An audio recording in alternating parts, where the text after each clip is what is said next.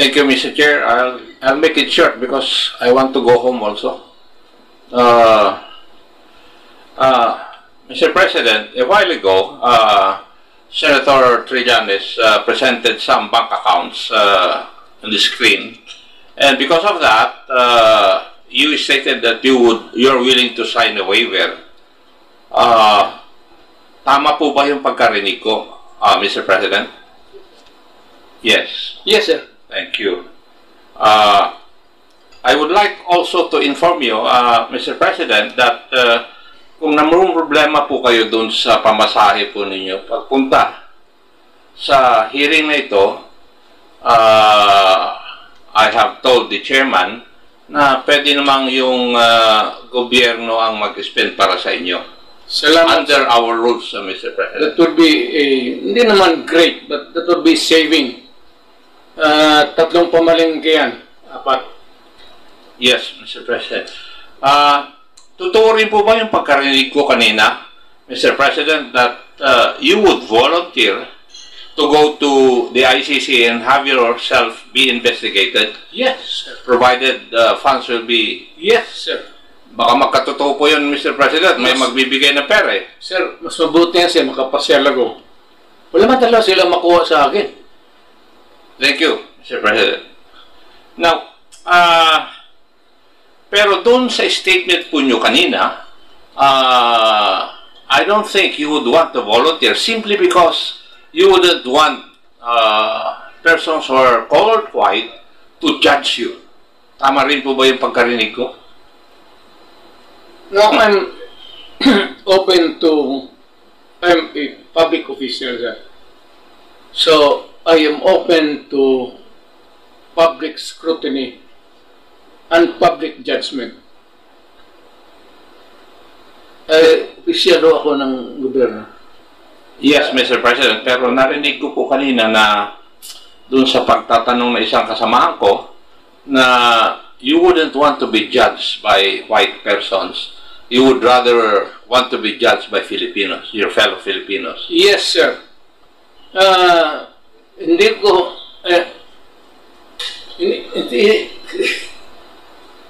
when it comes to the dispensation of justice, hindi ko... I do not have the respect and the whatever sa mga puti. They have always looked upon us as inferior ever since. That has not changed over time, many years. I would rather that I be heard, I be prosecuted by a Filipino, heard by a judge, sentenced, then I can appeal, then if it is affirmed, then I can go to the Supreme Court, and if the Supreme Court would say that I go to jail, wala namang death penalty ngayon, I would willingly go to prison. Sir, basta Pilipino lang. Huwag lang foreigner. Ayaw ko yung puti, sir. May sentimento ako sa kanila. Maraming salamat po.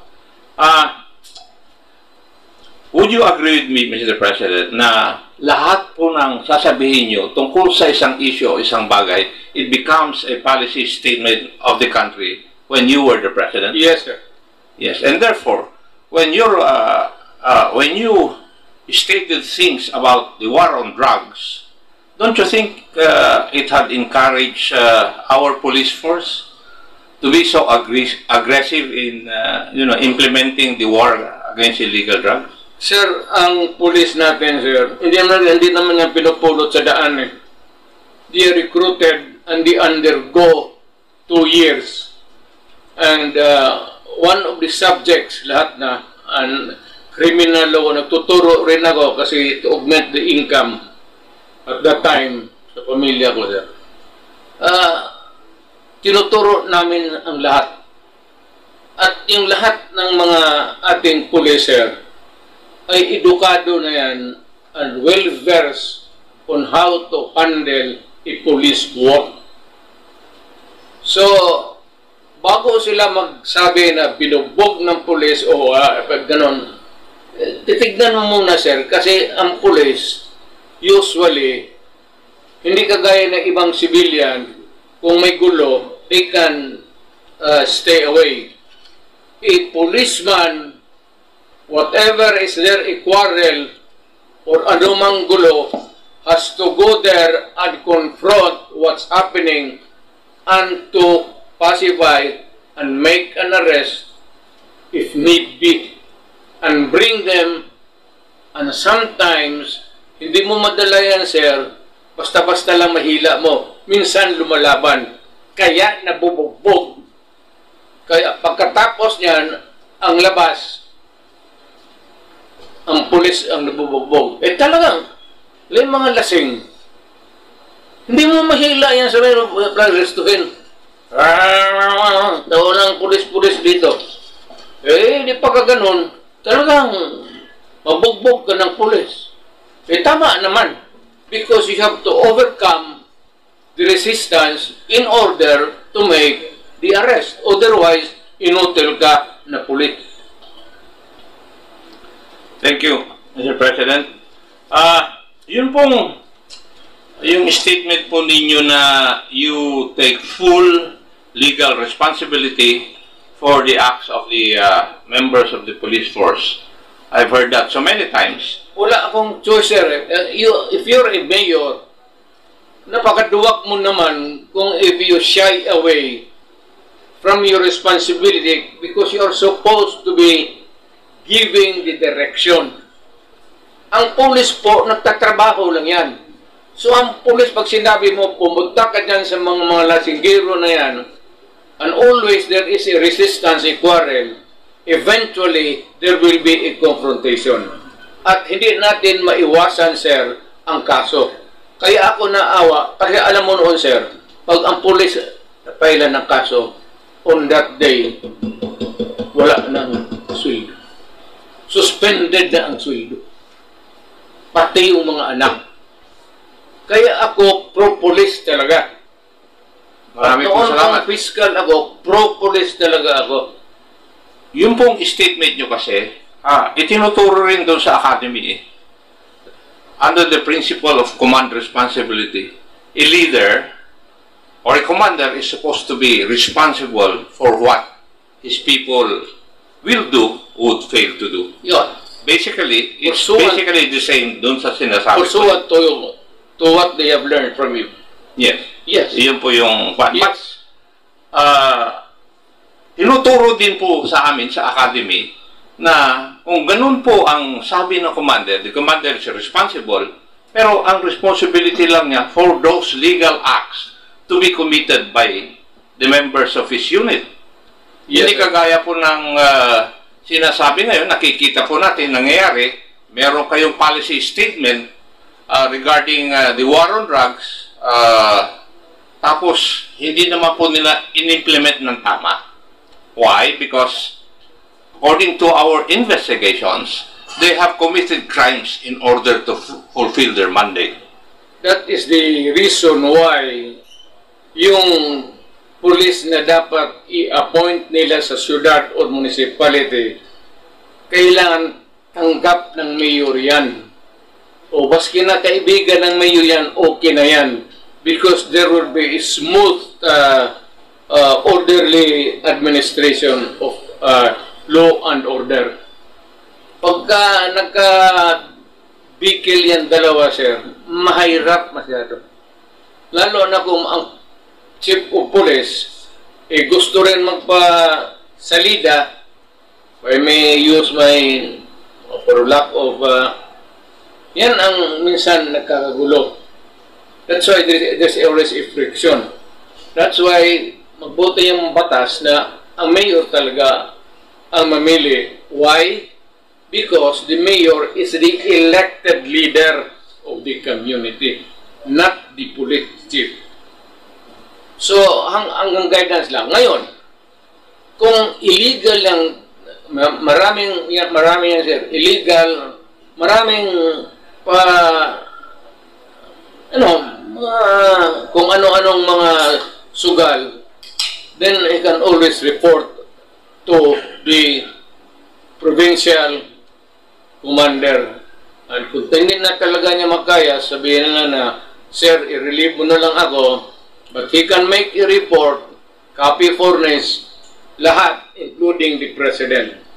Importante yan, sir, kung may complaint ka, the Office of the President ang pag-furnish. Ako noon, pagka kailangan may Office of the President talaga yan. Kasi pag nakita ko yan, lahat binabasa ko sa gabi. Pag nakita ko yung ano, then, that night, tinatawagan ko kung sinong secretary yun. So, let's make it clear, Mr. President. You take full responsibility for the acts of your police force, but you are not responsible for their individual acts which would constitute a crime.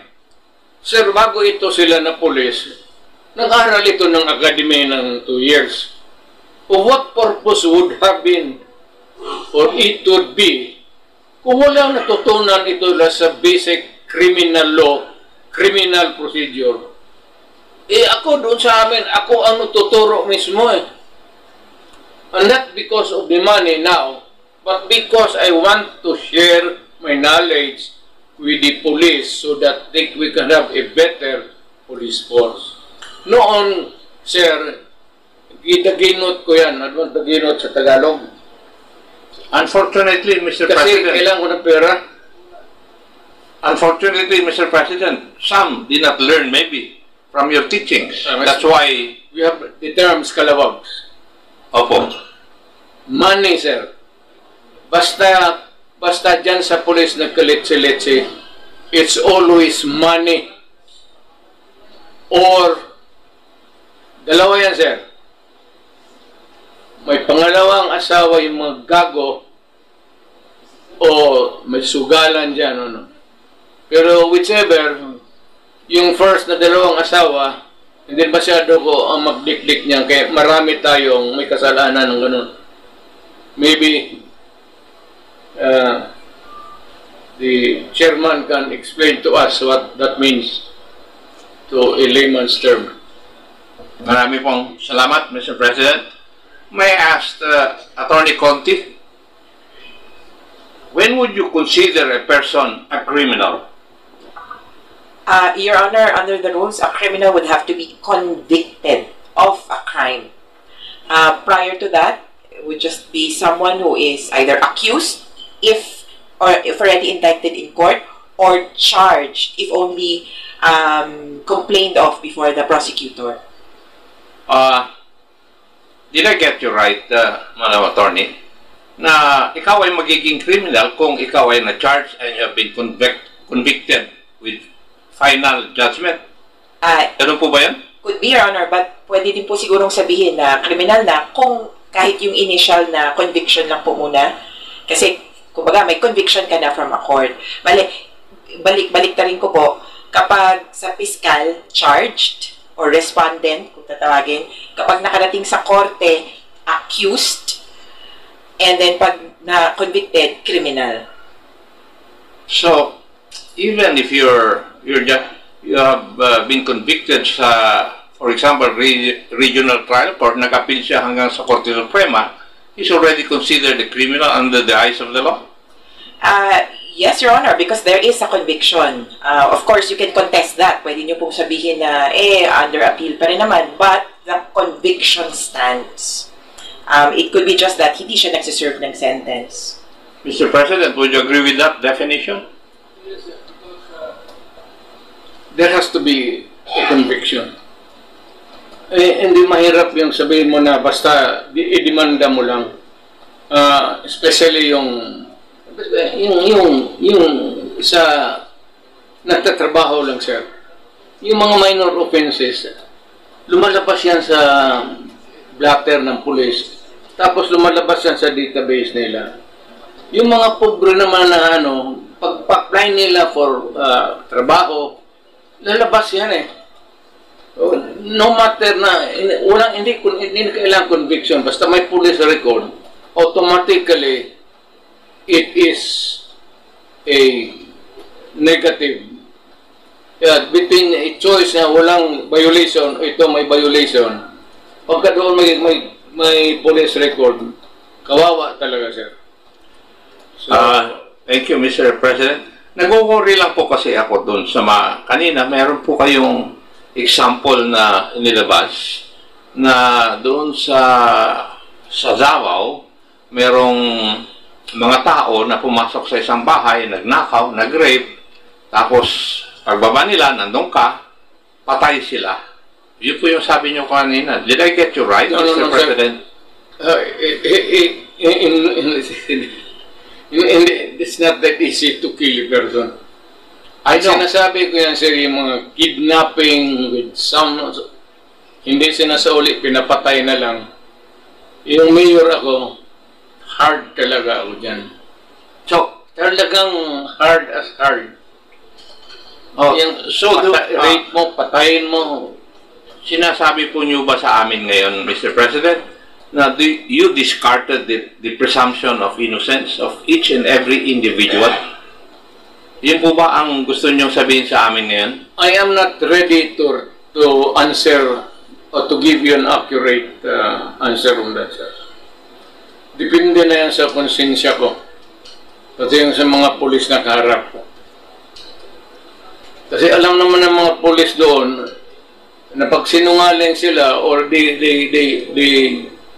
hihilain nila yung inosenteng tao, alam ng pulis nila, bugbugin ko talaga sila. Nagbubugbog talaga ako ng pulis sa Davao. Pagka-abusado na pulis, talagang pag inabutan kita sa istasyon, sigurado yan. So, Kaya, disiplinado ang pulis ko. would it also mean, Mr. President, that sometimes you have discarded the presumption of innocence, then you would also have discarded sometimes the principle of due process? Would that be correct? Due process, yes, maybe. Pero yung sabi, innocent, sir. Huwag nandyan yung babae. Alam mo karamihan dyan, minsan. Usually, nandyan yung babae. Magsumbong dyan sa opisina ko. May pasa dito, may bungol dito, black eye dito. So, bakit? Binugbog ako.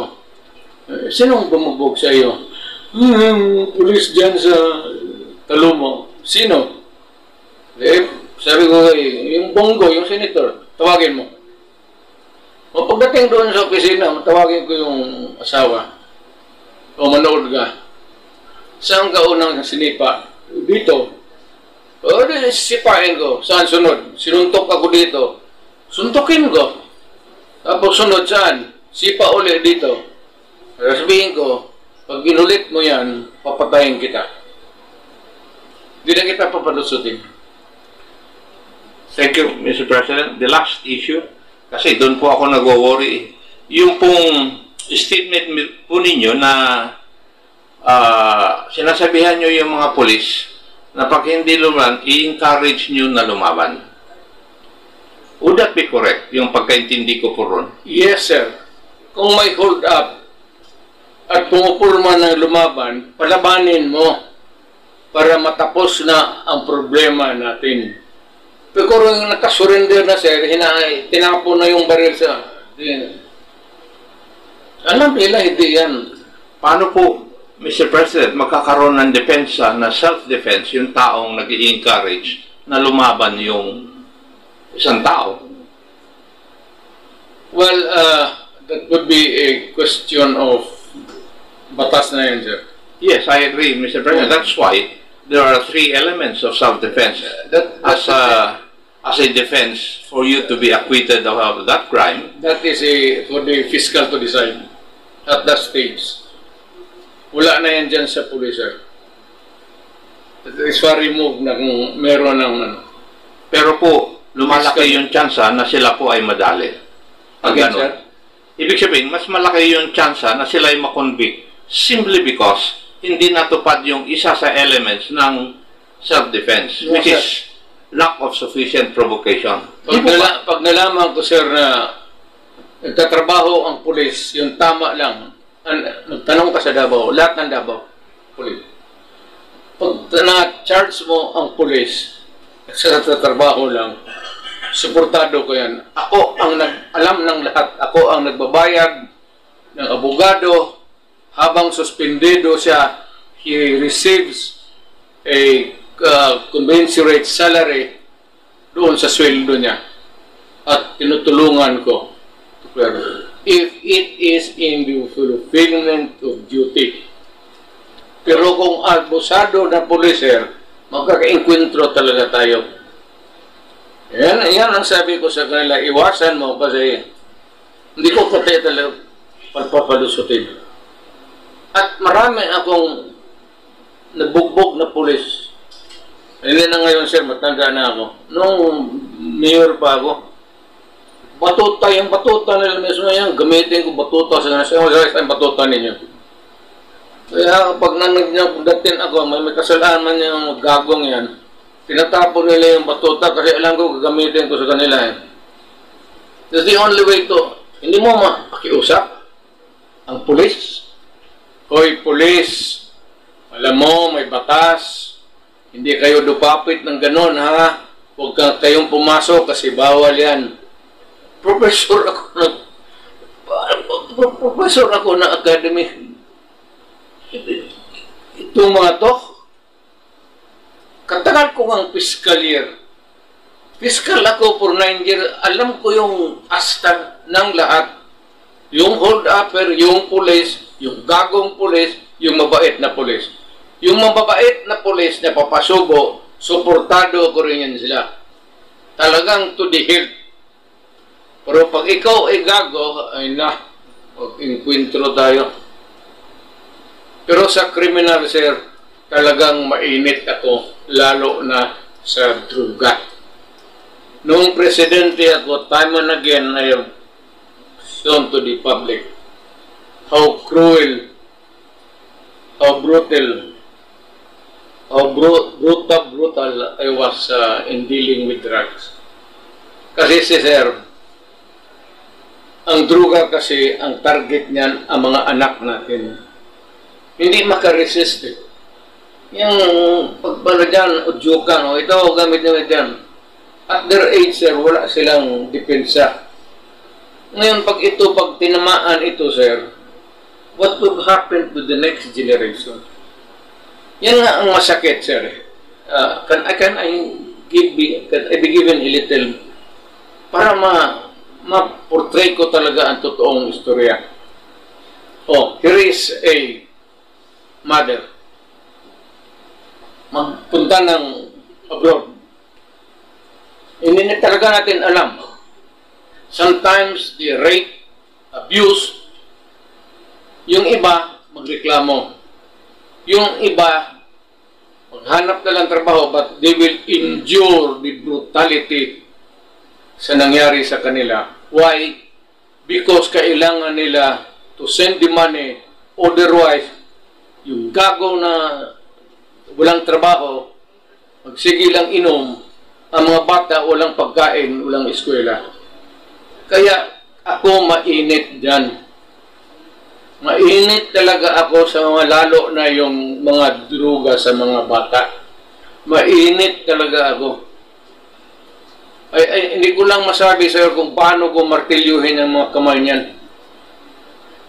I cannot just portray, hindi ako nagyayabang, pero magtanong ka na lang ng pulis ka man. Minamartilyo ko talaga yung... Thank you, Mr. President. Would I be correct as my last question? Kayo po'y naniniwala na sa Machiavellian principle that the end justify the means? Fortunately, sir, rightly or wrongly, I believe in that Machiavellian principle. Marami pong salamat, Mr. President. There's no other way to deal with criminals except to instill fear. Pag hindi ka nare-respeto ng kriminal, walang mangyayari sa iyo. Marami pong salamat, Mr. President. Laruin ka.